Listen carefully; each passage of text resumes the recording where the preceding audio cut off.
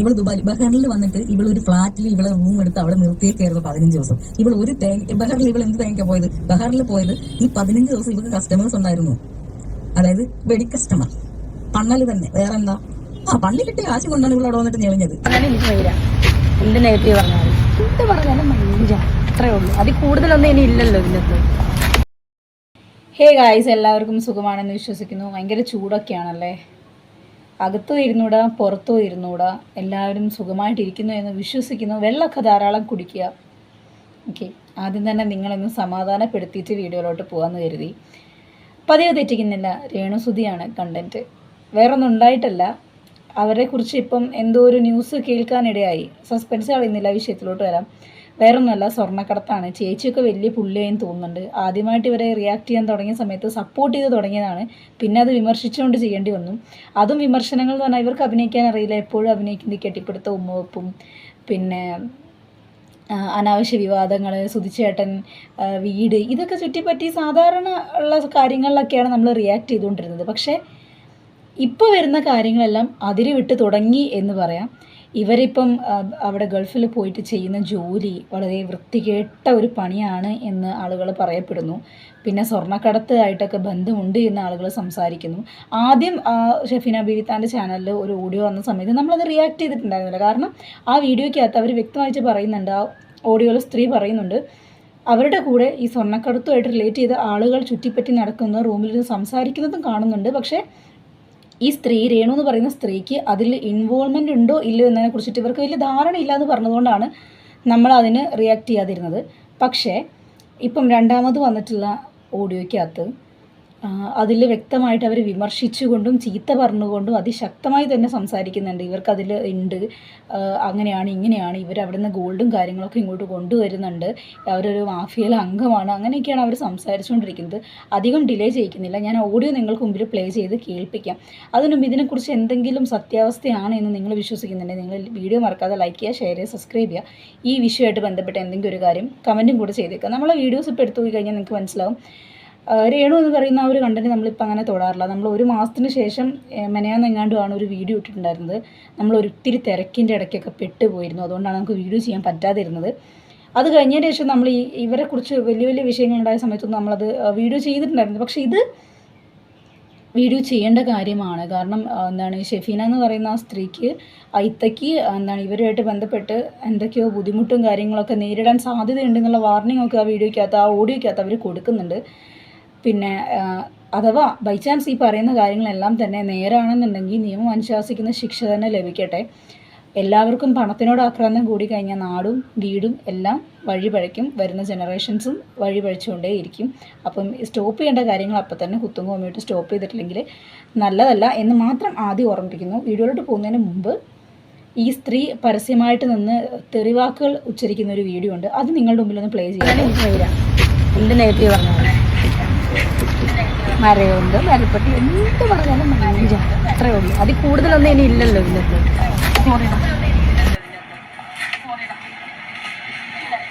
ചേച്ചി മാസമായിട്ട് നടന്നു പോകാൻ വേണ്ടി ശ്രമിച്ചതായിരുന്നു, പക്ഷേ താഴെ തട്ടി വീഴാൻ പോയിട്ട് അത് ആസായിപ്പോയി. ചേച്ചിയുടെ വിചാരം സോഷ്യൽ മീഡിയയിലെ മുമ്പിൽ ഇങ്ങനെ വന്നിട്ട് കൈയൊക്കെ കെട്ടി നല്ലൊരു ഹെയർ സ്റ്റൈൽ ആൻഡ് ലുക്കൊക്കെ വെച്ചിട്ട് ഇങ്ങനെ പച്ചയായ തെറിവാക്കുകൾ ഉച്ചരിച്ച് ആളുകൾക്ക് മുമ്പിൽ ഇൻ്റർവ്യൂ കൊടുക്കുക അല്ലെങ്കിൽ ബൈറ്റ്സ് കൊടുക്കുക എന്ന് പറഞ്ഞു കഴിഞ്ഞാൽ വലിയ മാസമാണെന്നാണ്. അപ്പം ഒരു ഭാഗത്ത് ആളുകൾ അവരുടെ സംസ്കാരത്തിനെ ചോദ്യം ചെയ്യും, മറ്റൊരു ഭാഗത്ത് അവരുടെ നിലവാരം ആളുകൾ വിലയിരുത്തും എന്നുള്ളതാണ് യാഥാർത്ഥ്യം.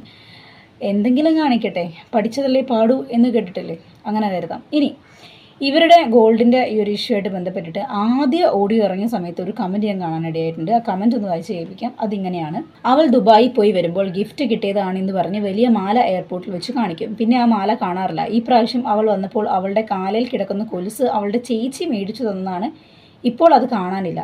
പൈസയ്ക്ക് വേണ്ടി എന്തും ചെയ്യാൻ മടിയില്ല, അവൾ പഠിച്ച കള്ളിയാണ്. അറിയുന്ന ആരാണെന്ന് തോന്നുന്നുണ്ട്, വളരെ വ്യക്തമായിട്ട് എഴുതിയിട്ടുണ്ട്. ഇവർ ഗോൾഡ് ഇത് മാല ആ പറഞ്ഞൊക്കെ വാസ്തവമാണ്. എയർപോർട്ടിൽ വരുന്ന സമയത്ത് അവിടുന്ന് കിട്ടി ഇവിടുന്ന് കിട്ടി, എനിക്ക് അവിടുന്ന് ഗിഫ്റ്റ് കിട്ടി എന്നൊക്കെ പറഞ്ഞിട്ട് കാണിക്കാറുണ്ട്. പിന്നെ കാലേക്ക് എടുക്കുന്ന കൊലുസിൻ്റെ വീഡിയോ ഞാൻ ഇന്ന് രാവിലെ തന്നെ ഞാൻ കണ്ടായിരുന്നു. അത് വേറെ ആരും എടുത്ത് വെച്ച് റിയാക്ട് ചെയ്യുന്നതാണ് കണ്ടത്. ചേച്ചി മേടിച്ചു കൊടുത്തതാണെന്ന്. അതിൽ ആ വീഡിയോയ്ക്കകത്ത് ആ സ്ത്രീ റിയാക്ട് ചെയ്യുന്ന സ്ത്രീ വളരെ വ്യക്തമായിട്ട് പറയുന്നുണ്ട്.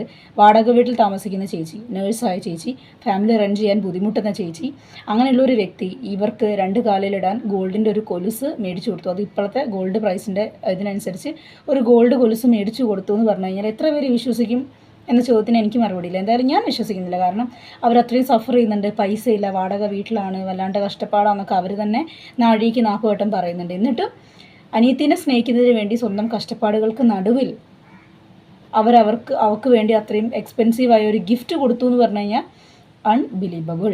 ഓക്കെ, ഇനി നമുക്ക് ആ ഒരു ഓഡിയോയ്ക്കകത്തോട്ട് പോവാം. ഈ ഒരു ഓഡിയോ മുഴുവൻ പ്ലേ ചെയ്ത് കഴിയുന്നത് വരെ ഞാനായിട്ടൊന്നും സംസാരിക്കാൻ പോകുന്നില്ല. ഓഡിയോ മുഴുവൻ പ്ലേ ചെയ്ത് നിങ്ങൾ കേട്ടതിന് ശേഷം മാത്രം മറുപടി പറയാം. ഈ രേണുസുതി എന്ന് പറയുന്ന സ്ത്രീ ഇവിടെ വരുന്നത് സ്വർണ്ണക്കടത്തും ഡ്രഗ് മാഫിയയും തന്നെയാണ്. അവരുടെ മെയിൻ ആവശ്യമാണ് പിന്നെ ശരീരം വിൽപ്പന, അതായത് വേശ്യാവൃത്തി.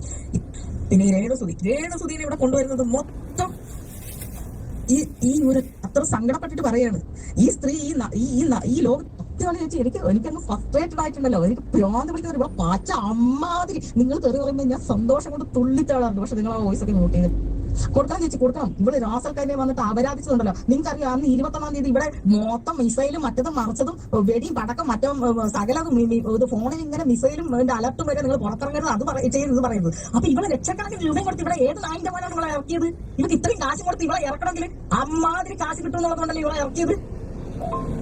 എന്നിട്ട് അതായത് പെരുന്നാളിന്റെ അടുത്ത ദിവസം, അതായത് ഈ നോമ്പ് ദിവസം ഇവിടെ ഈ ഒരു ബാറും ഡാൻസും തേങ്ങയും വാങ്ങും തുറക്കത്തില്ല, തുറക്കാൻ ഇവിടെ ഗവൺമെന്റ് അലോഡല്ല. ആ 21-ാം തീയതി ഇവിടെ അങ്ങോട്ട് ഇറക്കിയിട്ട് പ്രദർശിപ്പിച്ചേക്കാണ്. ഇവിടെ ഉണക്ക 2 കാലും ഇവിടെ ഉണക്ക മുലയും ഇവിടെ ഉണക്ക സാമാനം കാണിച്ചിട്ട് ഇവിടെ അങ്ങോട്ട് കിടന്നു കൊടുത്ത് അപരാധിച്ച് കാശുണ്ടാക്കിയേക്കാണ്. ഇതിനിടെ കൂടെ ഇവിടെ ആകെ 10-12 ദിവസത്തേക്ക് ഇവിടെ വന്നിട്ടുള്ളൂ. ഇവർക്ക് പോകാൻ പറ്റില്ല, ഇവിടെ ഫ്ലൈറ്റ് ഒക്കെ ക്യാൻസൽ. എന്നിട്ടും ഇവിടുന്ന് ലക്ഷക്കണക്കിന് രൂപ കൊടുത്തിട്ട് ഇവളൊന്ന് പുറത്തു പോയേക്കുന്നു ചാർട്ടേഡ് ഫ്ലൈറ്റിൽ. ചേച്ചി ഒന്ന് ആലോചിച്ചോക്ക് അപ്പൊ ഇവർക്കുള്ള പിടിപാടെന്താന്നുള്ളത്. ഇവിടെ കരഞ്ഞു വഴിക്ക് ഇവള് പിറ്റേ ദിവസം താമരശ്ശേരി പോയില്ലേ, മറ്റവന്റെ ബെനിഫിറ്റ് എന്ന് പറയും. താമരശ്ശേരി മൊത്തം മറ്റേ ഗോൾഡ് ടീമിന്റെ ആൾക്കാരാണ്. ഇവള് ഒരു ദിവസം ആ കൊച്ചിന്റെ കൂടെ നിന്നോ? ഇവള് ബഹ്റൈനിൽ വന്നിട്ട് ഇവളൊരു ഫ്ലാറ്റിൽ ഇവളെ റൂം എടുത്ത് അവിടെ നിർത്തിയേക്കായിരുന്നു 15 ദിവസം. ഇവൾ ഒരു ബഹ്റിൽ ഇവൾ എന്ത് തേങ്ങ പോയത്? ബഹ്റിൽ പോയത് ഈ 15 ദിവസം ഇവർക്ക് കസ്റ്റമേഴ്സ് ഉണ്ടായിരുന്നു, അതായത് വെടി കസ്റ്റമർ. പണ്ണല് തന്നെ, വേറെ എന്താ? പള്ളി കിട്ടിയ കാശ് കൊണ്ടാണ് ഇവൾ അവിടെ വന്നിട്ട് ഞെളിഞ്ഞത്. അതിന്റെ ഇടയിലാണ് ഇവള് ഈ സബ്സ്ക്രിപ്ഷന്റെ കാര്യങ്ങൾ എപ്പോഴും അറിഞ്ഞുപോയത്. നമ്മുടെ പാട്ടുകാർ റിമി ടോമിയാണ് കേട്ടോ. ഇവർ 2 ക്ഷമാപണം നടത്തിയിട്ടുണ്ടായിരുന്നു. നമ്മള് ഹണി റോസും റിമി ടോമിയും 21-ാം തീയതി വരാൻ കഴിയില്ല പറഞ്ഞിട്ട്. കാര്യം വരാൻ കഴിയാത്തത് ഫ്ലൈറ്റിന്റെ പ്രശ്നം കൊണ്ട്, ഇവിടുത്തെ യുദ്ധത്തിന്റെ സാഹചര്യം കൊണ്ടാണ്. പക്ഷെ ഇവള് വന്നു. എങ്ങനെ വന്നു ചേച്ചിക്കറിയാം? ഈ 21-ാം തീയതി മുതൽ ഇവള് 2-ാം തീയതി വരെയൊക്കെയുള്ള ഷെഡ്യൂളാണ് ഇവിടെ പറഞ്ഞിരുന്നത്. പക്ഷെ ഈ പറഞ്ഞ പല കസ്റ്റമേഴ്സിനും വരാൻ സാധിച്ചിട്ടില്ല പല ദിവസങ്ങളിലും. അപ്പോൾ ഈ വരാത്തതിന്റെ പേരിൽ ഇവിടെ പൈസയുടെ ഇടപാടിന്റെ ആ കസ്റ്റമേഴ്സിന് വരാത്തതിന്റെ പേരിലൊക്കെ ഇവിടെ ഭയങ്കര വഴക്കം പ്രശ്നങ്ങൾ നടന്നിട്ടുണ്ട്. അതുപോലെ 2-ാം തീയതിക്ക് പോകാൻ പറ്റാത്തതിന്റെ പേരിൽ ഇവിടെ കിടന്ന് മാനസിക രോഗി പെരുമാറുന്ന പോലെ ഇവിടെ കിടന്ന് ബഹളം പ്രശ്നം ഉണ്ടാക്കിയിട്ടുണ്ട്. ഇവളുടെ റൂം ഇവർക്ക് സെപ്പറേറ്റ് റൂമാണ്. പിന്നെ ഈ പെൺകൊച്ച് അവിടെ ജോലിയുള്ള ഒരു പെൺകുട്ടി, അവിടെ കുറെ പെൺപിള്ളേർ വർക്ക് ചെയ്യുന്നുണ്ട്. ഇവരാരും പുറത്തിരുത്തില്ല. എന്തുകൊണ്ട് വരാത്ത? ഇവളുടെ കുറെ വയറ് കാണിച്ചതുള്ളിൽ മാത്രമേ കാണിക്കുള്ളൂ. എന്നിട്ട് അടി കൂടെ വേറെ വ്യാപാരങ്ങളാണ് ഇവിടെ നടക്കുന്നത്. പിന്നെ ഡ്രഗ്സ്, അതാണ് സത്യം പറഞ്ഞ സ്വർണ്ണക്കടത്തിനേക്കാളും ഭയങ്കരമാണ് ഇവിടുത്തെ ഡ്രഗ്സ്. അത് ഞാൻ ഇന്നലെ വിട്ടുപോയത് പറയാം. ഒരുപാട് എണ്ണത്തിനെ എനിക്കറിയാം ഇവിടെ. പക്ഷെ ഞാൻ പറയല്ലേ ചേച്ചി, എനിക്ക് കുറച്ച് സമയം എന്താ, ഞാൻ ഇതൊക്കെ എടുത്തിട്ട് അങ്ങോട്ട് പുറത്തിട്ട് വരാം. ഇവന്മാരൊക്കെ ഒരുപാട് പേരെ എനിക്കറിയാം. കാര്യം അതുകൊണ്ട് തന്നെ എനിക്ക് കൃത്യമായിട്ടറിയാം ഞാനാണ് ഇവരുടെ ചാരപ്രവൃത്തി നടത്തുന്നത്. ഇവന്മാർക്ക് മനസ്സിലായി. 3 മാഫിയയാണ്. 1 കാസർഗോഡ്, 1 കോഴിക്കോട്, 1 തൃശ്ശൂര്. ഇങ്ങനെ 3 മാഫിയകളാണ്. മൊത്തം മലയാളികളാണ് ഇവിടെ സ്പായും ബാറും തേങ്ങയും മാങ്ങയും ഒക്കെ നടത്തുന്നത്. ഇവിടെ സ്പായുടെ ഒന്നും ബാറിന്റെ ഒന്നും പ്രൊമോഷനൊന്നും അനുവദിക്കത്തൊന്നുമില്ല. ഇവിടെ അതിന്റെ കുറെ കാരിയേഴ്സിന്റെ കൃത്യമായിട്ടുള്ള ഡീറ്റെയിൽസ് തരാൻ ചേച്ചി. മറ്റേ എന്താ പറയാ, പാസ്പോർട്ട് ഡീറ്റെയിൽസ് അടക്കം തരാം, ഫോട്ടോസ് തരാം. ഇവരൊക്കെ ഗോൾഡ് കാരിയേഴ്സ് ആണ്. രേണുസുതിയും ഇതൊക്കെ തന്നെയാണ് ചെയ്യുന്നത്. ഇവള് വെറുതെ ഇവളെ ഈ പറയുന്ന പെണ്ണുങ്ങൾ നാട്ടിൽ നിന്ന് ഇവന്മാർ ആരും കൊണ്ടുവരത്തില്ല. നമുക്ക് അറിയുന്നതാണ് ഇതൊക്കെ. ഇത് കള്ളത്തരമൊന്നുമല്ല. ഞാൻ പറഞ്ഞല്ലോ, എന്റെ മക്കളെ പിടിച്ചിട്ടാണ് ഞാൻ സത്യം ചെയ്തേക്കുന്നത്. എനിക്ക് എന്റെ മക്കളെ കഴിഞ്ഞ് വേറെ ഒന്നുമില്ല. ഇവിടെ ഈ രേണുസുതി എന്ന് പറയാൻ പോലും എനിക്ക് തോന്നുന്നില്ല. രേഷ്മ തങ്കച്ചൻ, ഇവറ്റകൾ അഴിഞ്ഞാടി ജീവിക്കുന്ന ഒരു ടീമുകളാണ്. അതുകൊണ്ടാണ് അവൾ ഈ ഇത്രയും വലിയ വേസ്റ്റ് കൂമ്പാരത്തിലേക്ക് ഇവളും വന്ന് ചാടിയത്. അപ്പം എല്ലാവർക്കും ഓഡിയോ വ്യക്തമാണല്ലോ. ആ ഒരു ഓഡിയോയ്ക്കകത്ത് അവർ പറയുന്ന ചില കാര്യങ്ങളൊക്കെ ഉണ്ട്. ഇവരവിടെ പോയിട്ട് വേറെ മോശമായ പ്രവർത്തികളിൽ ഏർപ്പെടുന്നുണ്ട്, അവിടെയുള്ള ആളുകളുമായിട്ട് അവർക്ക് കസ്റ്റമർ ഉണ്ട് എന്നൊക്കെ വളരെ മോശമായ രീതിയിൽ വിലയിരുത്തുന്നുണ്ട്. അതിനെക്കുറിച്ച് ഒരു തേർഡ് പേഴ്സൺ എന്ന രീതിയിൽ എനിക്കറിയില്ല. ഞാൻ ഇവിടെ ഇരുന്ന് അവരുടെ കാര്യങ്ങൾ ഇൻസ്റ്റയിലൂടെയും സോഷ്യൽ മീഡിയയിലും കണ്ട് അവരെ വിലയിരുത്തുന്നു എന്ന് മാത്രമേ ഉള്ളൂ. ബൈ ചാൻസ് അങ്ങനെ ഉണ്ടെന്നുണ്ടെങ്കിൽ രേണുസുതി വെരി ബാഡ്. നിങ്ങളെ കുറിച്ചിട്ട് വളരെയധികം ചീത്ത ഇമേജസ് ആണ് വീണ്ടും വീണ്ടും ക്രിയേറ്റ് ആയിക്കൊണ്ടിരിക്കുന്നത്. നിങ്ങൾ തൊട്ടും പിടിച്ച് അഭിനയിക്കുന്ന സമയത്ത് നമ്മൾ കളിയാക്കാറുണ്ടെങ്കിൽ വിമർശിക്കാറുണ്ടെങ്കിൽ നിങ്ങൾക്ക് അതിനോട് താല്പര്യമുണ്ട് എന്നുള്ളത് നിങ്ങളുടെ പ്രവർത്തനങ്ങളോട് നിങ്ങൾ കാണിച്ചു തരുന്നുണ്ട്.